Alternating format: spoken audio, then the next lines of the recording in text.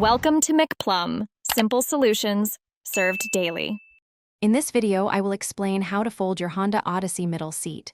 First, locate the release strap, usually found on the top or side of the seat back. Pull this strap firmly to disengage the latch. The seat will then recline forward. Push the seat down until it lies completely flat and locks into place, creating a level surface.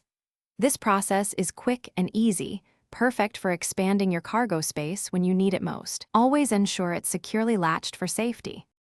If you need even more space, removing the middle seat is straightforward. Begin by ensuring the seat is in its upright position. Next, locate the two release levers, typically found at the front base of the seat near the floor. Lift both of these levers at the same time.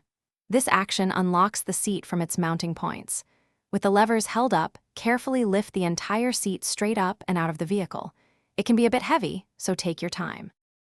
Reinstalling your middle seat is just as simple as removing it. Start by aligning the two front hooks on the bottom of the seat with the corresponding floor mounts in your Odyssey.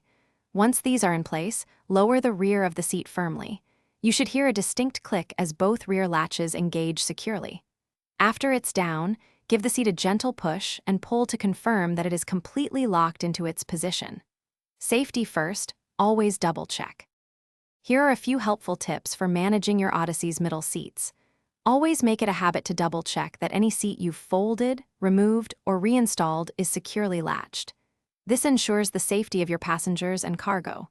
When you remove a seat, store it in a safe, dry location to protect its upholstery and internal mechanisms from damage.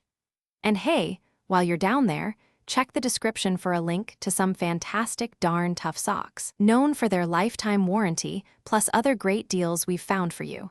Thanks for watching. Thanks for watching. Stay juicy and subscribe.